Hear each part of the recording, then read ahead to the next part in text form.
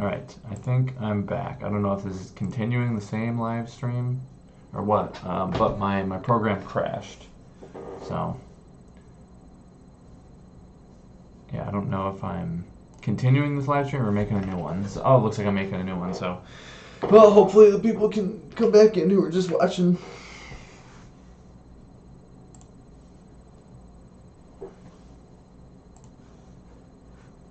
Woohoo, live again. Yeah, sorry about that. I don't know what happened. I don't know what you guys last saw. We're back. Yeah. Yeah. Had to get back in. So you guys just let me know where we left off. Like, what was the last picture you saw? Like, did you see this far, or should I go back even further? Because I just looked over and saw that you guys said it had crashed.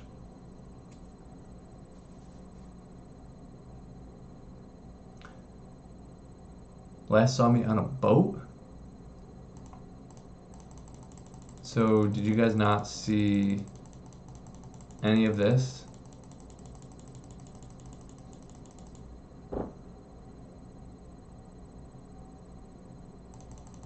Oh man.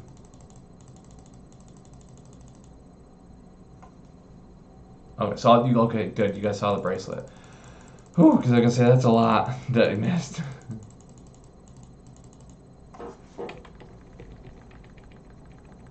I do kind of like that. Is sort of like going through a flip book. All right, so did you guys see this? We saw the fruit on the windshield. Okay. Oh, okay, so it's not too bad. Yeah, you guys just missed going down the mountain, basically. Not a whole lot. But yeah, this is like a. Oh, so this is probably what you last saw, the shop. This shop, like right here.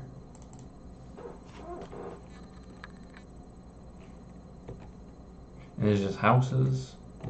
I mean, the houses just look so different. So I want to show you guys. And then so you have to forgive me if I already went over this, but basically this truck is filled with a bunch of water, and they just like wet down the road because it's a dirt road. If trucks drive through, then it's just gonna send dirt everywhere. Guess I'll start from the beginning. Yep. And they're doing construction on this bottom part of the road. We're driving up here, but you can see like there's a construction vehicle over here.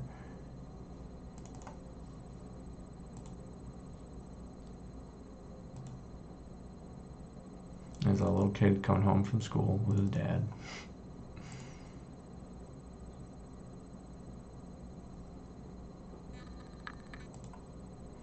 There's just goats just roaming the city, eating little blades of grass or hay and stuff. And then at the end of the day, their owner will come collect them. But yeah, they don't usually. You don't like feed your goats or feed your cows. Like, you don't have to buy feed. You just let them go throughout the day. And this is a ambulance. I forgot what it sounded like. It was pretty loud, but it doesn't sound like American ambulances. I wish I recorded it or something. But yeah, now we're just getting back into the city. This is kind of like back into the city of Addis Ababa.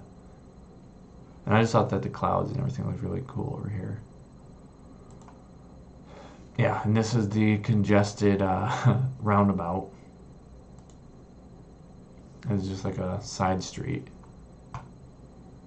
After a while, this just starts, like when I was in Ethiopia, this just looked normal. Like, it didn't, because when I first came here, I was like, whoa, that looks really dumpy, but then you just get used to it.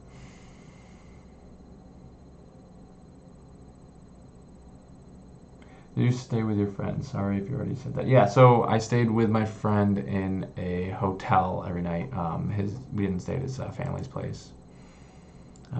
Yeah, I just like this sign. I thought the sign looked cool. Yeah, I just tried to show like all the traffic. This is the traffic in I think rush hour. Like when I showed you guys the video earlier, this is like the same time basically. Ayat Adwa Square. Gulagul Square. Yeah, and then there's just like animals just roaming the street.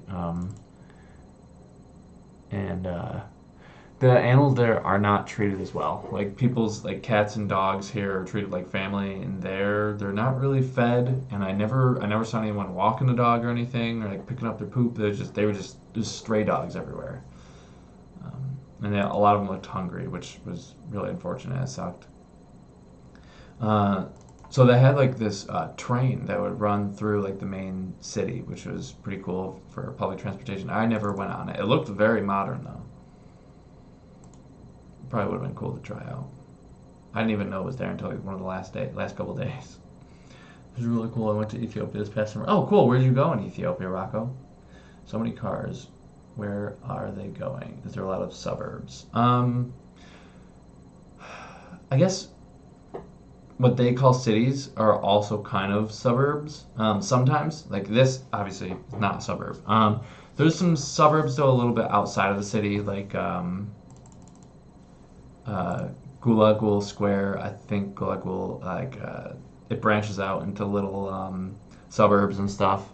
Um, but they don't look like our type of suburbs. Oh, so this is in Gumbella. This is B's family's corn mill.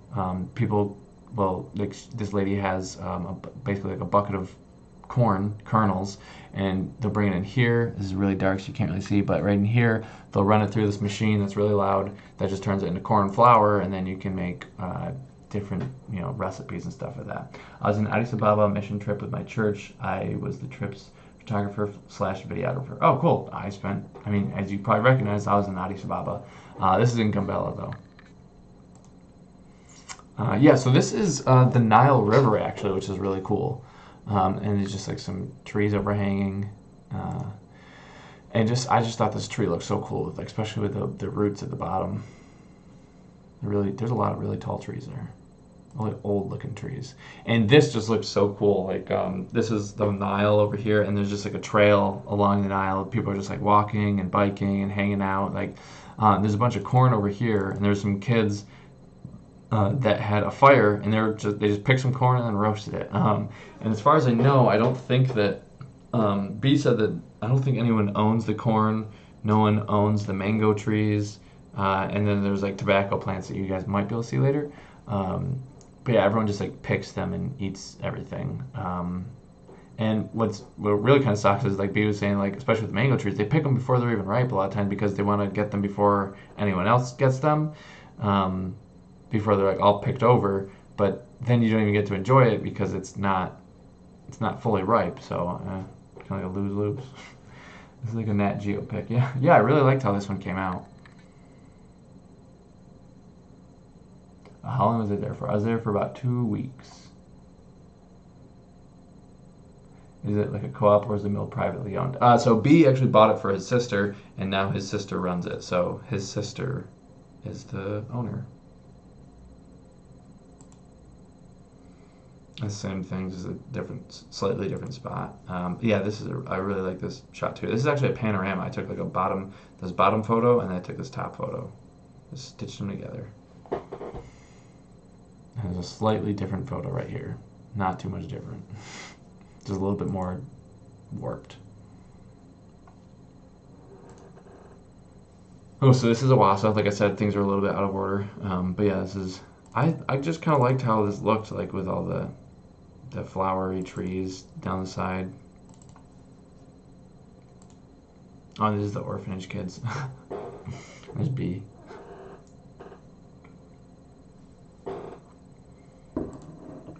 Oh, there's a pelican. More pelicans. A lot of pelican pictures. Yeah, this is the ones where, like, when they flap their wings, it was like, it's so loud. It's pretty cool. And the kids were just like throwing them food, and they were fighting over it. I'm sure the pelicans loved when the kids came because that means food. And also, I was trying to figure out what this is. Like some kind of like organ outside of their body or something. It's weird.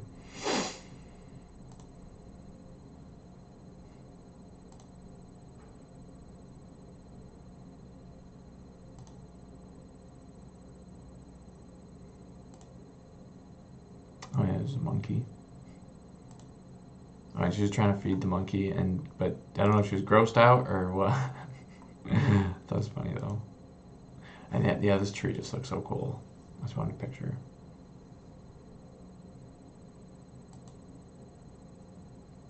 It was crazy to see monkeys out and about, like not even at a zoo or something, just at a park. I tried to keep my distance as much as possible, like, you know, just give the monkey their space, but I just wanted to get a picture too. But they were not that scared of the people, though. I think they're just used to seeing them at the park, you know. And a lot of people just give them food. So, like, this guy was giving them food. They just, like, grab it out of your hands.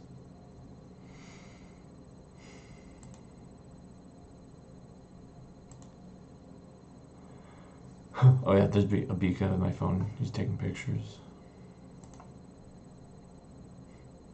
I mean, there's just, like, some kids, pictures of the kids. They're, like, playing some game, I think. Oh, and this girl was on a motorcycle. I thought it was really cute. And they were, like, really packed in their bus back to go back to the orphanage. Oh, yeah, and this is on the boat that we went on a while ago. Can you explain why B was in the orphanage but still has family? It's kind of a long story, but he was just like a refugee. That's all I'll say. It's like how chickens have the weird flap. Yeah, but what is it?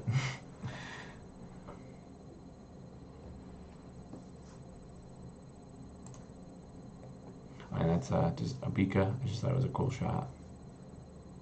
It's a flag, background, lake, Bika. That's me and Danny. Yeah, I took most of these shots. Unless I'm in it, I took them. Yeah, I thought that looked so cool. Like all the rays coming down from the sun. Yeah, we're only on the boat for like maybe 15 minutes or so. And you can like see all the mountains in the background.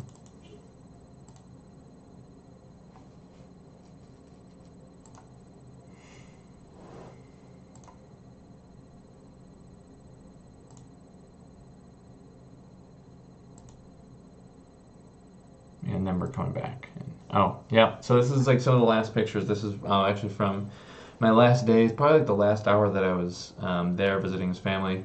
This is B's niece Nyapel. She loves getting her picture taken. And there's Dwell. They all love getting their pictures taken. I think that they don't often get their pictures taken, especially with a camera instead of like just a phone. And I don't know why they were posing like that, but they all just had a way that they like to pose.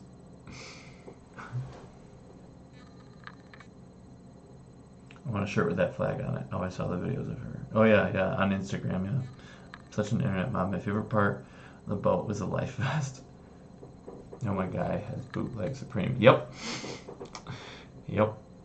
I actually saw someone there who had Nike sandals, but it said N-I-E-K. So I think all the misprints went to Ethiopia.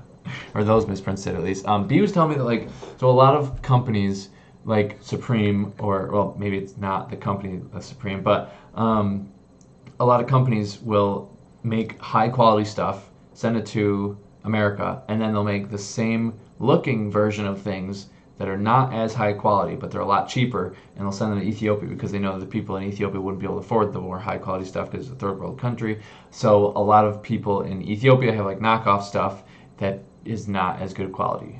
So again, you get like Supreme, Fila. I don't know if that's some of the stuff I think is legit though. Like if they're getting it secondhand from like America or something, you know, getting donated. How tall is Dwell? About as tall as me, I think.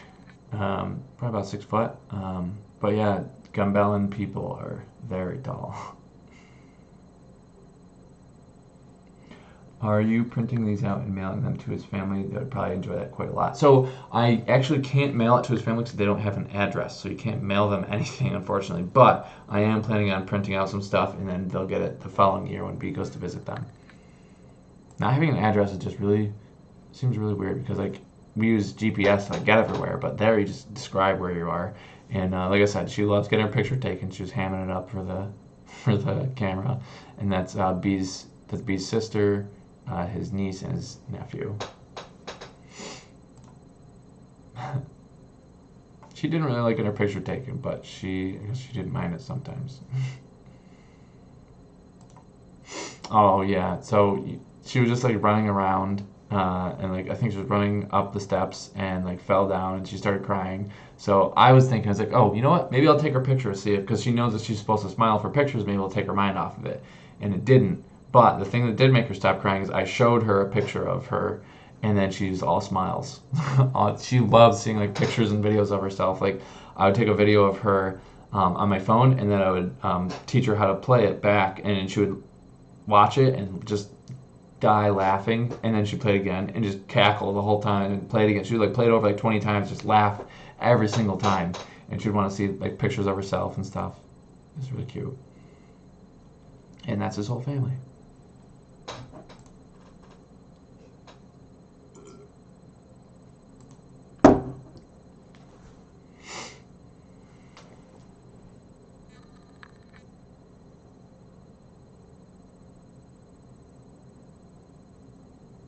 Yeah, I've actually heard that too. They'll send like the losing team shirts to Ethiopia from the Super Bowl.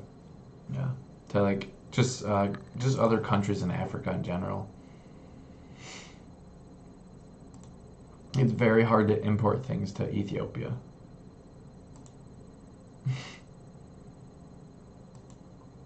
Oh yeah, so she wasn't the biggest fan. Oh, thank you by the way, Karen, for the super chat.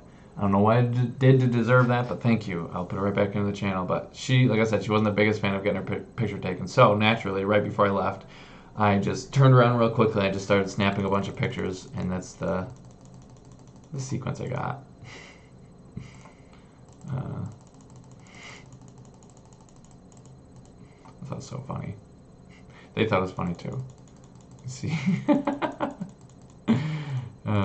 I think this is the thumb. Yeah, that's the thumbnail that I made for this live stream. There's a couple other pictures that for whatever reason, I couldn't find them. But yeah, that's pretty much all the pictures from my trip. Do you guys have any other questions or anything?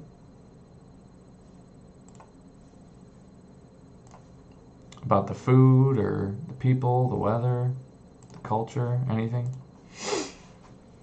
How hard was it being vegan there? Okay, so I'll answer these all in order. So I'm answering some of these questions, so now's the time to write it if you guys got any. So, how hard was it being vegan there? I had translators, so it was very easy for them, the servers and stuff, to understand me being vegan. That would probably be the most difficult thing, is like if someone doesn't speak English that well, explaining to them like, no meat, no dairy, no butter, no milk, no eggs, like no nothing, no honey even. But since I did have translators, they were translating for me, and like it was really great. And pretty much every restaurant had something vegan, because there was lentils are very popular there. Eating vegetables is very popular there. The most popular thing there is something called injera, which is kind of like a fermented sort of flatbread made from something called teff flour, which I believe is gluten-free. So it's gluten-free and vegan, so almost anyone can eat the food there. But yeah, you basically just rip up the injera and scoop it up. A lot of times I would eat something called churro, which is lentils. You get like beets, tomatoes, potatoes, stuff like that. Does Tinder work there? I don't know. Did you buy any clothes or get your mom a shirt? Nope, I did not. B was telling me that like a lot of the shirts there are not the best quality. So like, all right, well, I don't really want to buy a shirt. It's not the best then. Where's the flag from? This is an Ethiopian flag.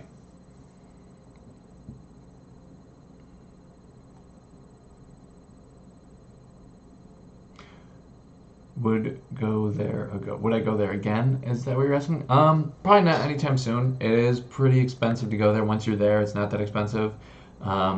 But it was also like a big hassle going there, because I had to drive like 4 hours to Toronto, and then it was like a 13-hour flight there, and then it was 16 hours back, stopping in Dublin first, and then going back to Toronto, and then going from Toronto, driving about 4.5 hours back to Syracuse, and then dealing with the jet lag for a couple days.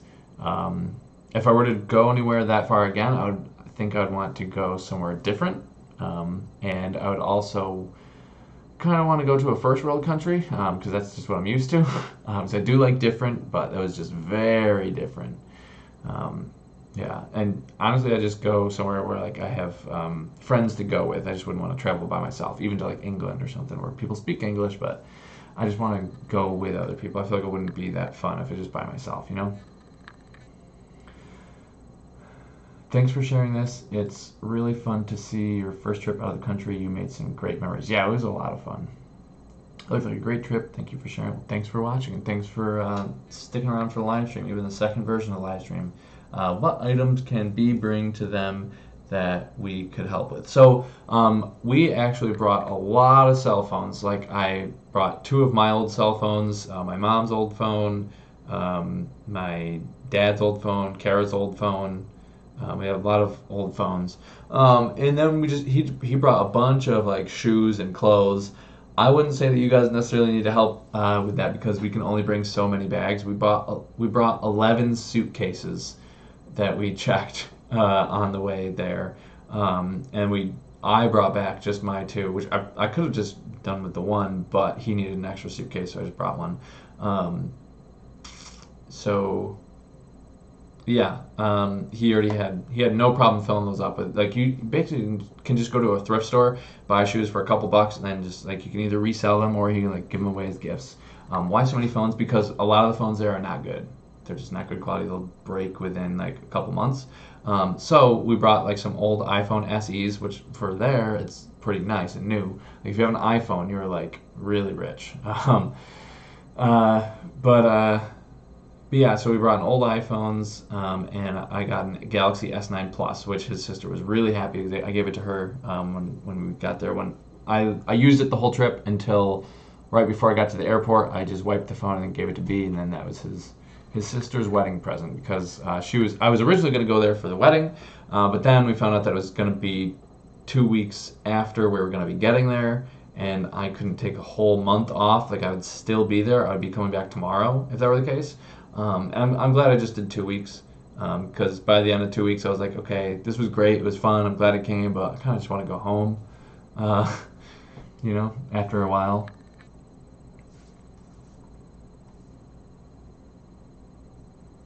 So how did me and B meet? So when we were in high school, I could probably pull up a picture, but when we were in high school, we ran track against each other. We sort of knew who each other were. Like we would warm up and cool down every now and then. Like even though we went to rival high schools, people who run track against each other, it's like a pretty comradey sport. Like everyone's like friends with everyone pretty much. Let's see. I guess I'll just go to my own profile. But yeah, you often become friends with your rivals, so that's exactly what happened with me and B. So here's a picture of me and B. We were like 15 years old when this picture was taken. So I feel like we look just by like our bodies like more muscular than like the average like 15-year-old. But yeah, so that was us when we were like 15, and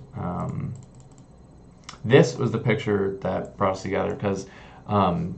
This was leagues my sophomore year, and there was a parent on the team who took this picture, and he gave me a double of the pictures. I had two, and B didn't have any of these photos, so I just gave him at like state quals a couple of weeks later. I just walked up to him and said, "Oh, hey, here's this picture of me and you running against each other." And apparently, that was the first running picture that he ever had. No one had ever given him like a print of a running photo since he moved here, and he was really into running, so he loved it. And he just said that he thought it was like the nicest thing that anyone had ever done, because we were supposed to be rivals, but here I was giving him a photo of me and him running against each other. To me, it just like made sense because I was like, well, I have two, he's got none. My math tells me I should give him one. So then we just became really good friends ever since. There's actually a lot of profile pictures I have with B. Yeah, this is at my graduation party. This is me and B dancing. This is back when I used to have calf muscles before I was paralyzed. Yeah, see, there's me doing a limbo. Back when I used to have balance. Yeah, and that's what I looked like. My calves looked like when I had them. And this is not B. This is our other friend. I won't go into naming people though. And yeah, see again, back when I used to have calf muscles. And yeah, this was me and B and our friend Barb when we went to Barb's camp. This was like a while ago. This was like I think before my sophomore year of college. Yeah, the sophomore year of high school. I'm trying to see if there's any other pictures of B. I don't think that there are. Anyway, that's my Facebook. So, all right, let's get back to the questions.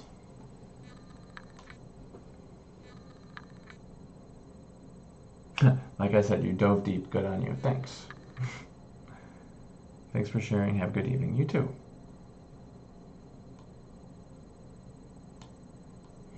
All I know is your next live stream better be soon, you frickin' nerd, or I'm taking your lunch money. Hey, I don't want any trouble, Vegeta. I'll have to do one soon. And I'm planning on doing a video somewhat soon. Kat's coming to visit in a couple days. And I don't really want to shoot a video when she's here, so probably after she leaves, Dylan and I will probably shoot a video. But it's not going to be that long, and then Kat is actually going to Expo West with me, and she's going to be my camera person / thing holder, so I don't have to hold my bags all the time.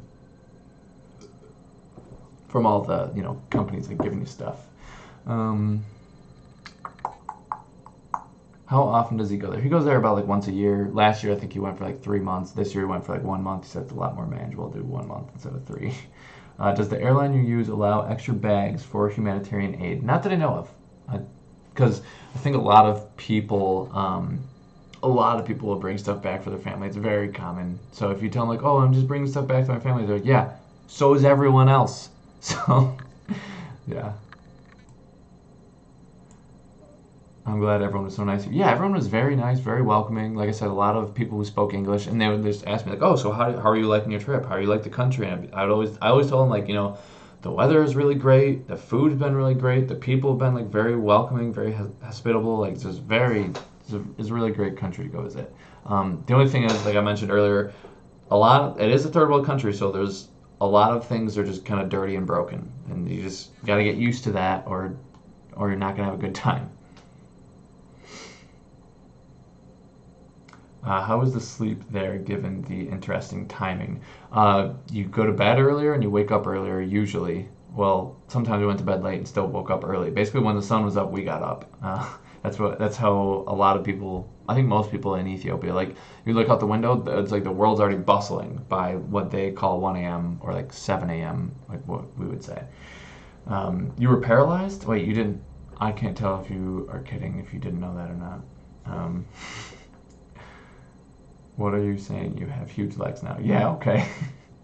I'm sure there's 80 people watching. I'm sure some of them don't know, but basically I have an autoimmune disease where I was paralyzed for quite a while, had to like relearn how to walk and stuff, so I have very skinny legs now because I have some nerve damage in my legs, and it's very hard to grow muscle in my lower legs now.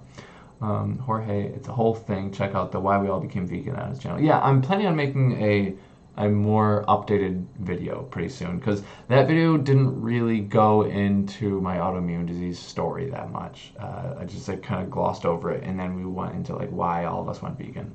And I know a lot of people were commenting on that video saying that like I went vegan because of my autoimmune disease. My mom went vegan to support me, and my dad went vegan because he had to. But that's kind of how we felt in the beginning. And then after a while, he was like, no, like as much as my dad will always miss steak and like meat and ribs and stuff. Like he just will. But he doesn't miss it enough to want to eat meat again, because he got off of medication because he was on like I think high blood pressure medication. He was approaching diabetic numbers. So like he's very happy that he's more happy that he doesn't have to be on medication and that he feels healthier than he ever was. He's more happy to be vegan because of that. So my dad is vegan because he wants to be. And then also, I know my mom has said before that she went vegan to support me, but that's not 100% true, because she also went vegan.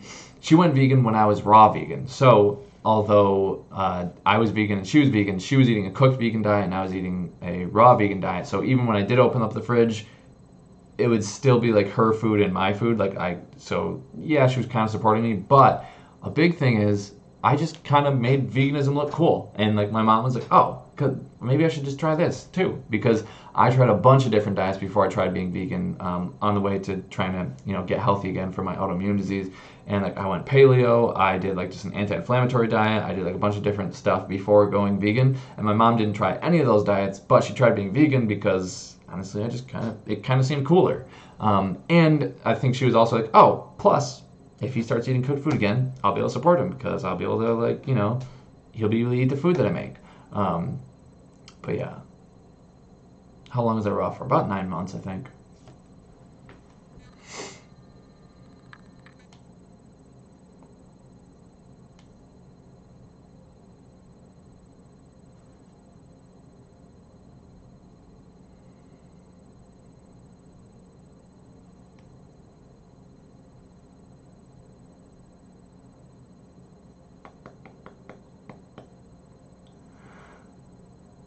Glad he's off medication. I've been thinking of going vegan. I was binging a lot of you and your mom's cooking videos and it really inspired me. Yeah, I mean, you got nothing to lose by trying going vegan. I just say go for it. It's really not as hard as you think. You just do your best. If you eat something that's got like some animal products in it, just move on. You forgive yourself and just try it again because you're gonna make mistakes. I mean, I still make mistakes. I still accidentally buy things like Kara and my mom bought buffalo and ranch hummus recently, and then found out that there was buttermilk in it. And you know what they did? They just gave it to some non-vegans, and they just forgave themselves and just went on with the rest of the day. They didn't beat themselves up and tell them they could never do it. Might as well go back to eating meat and dairy again. They just give it to someone else and move on. Just because mistakes just happen. Cool as heck. Veganism is cool as heck. And empathy, yeah. Well, I think I'm all caught up on all the questions, and I have been talking for almost 2 hours. And there's a yoga class I'd like to go to in a little bit, so I should probably end it here. But I really appreciate everyone sticking around for as long as they did. Thank you to all the people who gave me the super chats. That was very kind of you, unnecessary, and I just completely humbled and grateful for all the support from all you guys, even just being here. So thank you, and I'll see you guys next video. Will probably be, well, probably next live stream will be me making a thumbnail for whatever my next video is. It'll probably be like a recipe video with Dylan, and then whatever that recipe video is. So I'm leaving. Namaste. Everyone thumbs up the live stream, please. 2.4 yeah, 2.5 hours. Yeah, that was a long one. So anyway, I'm just gonna end it now, and thanks for stopping by, guys. I'll see you later.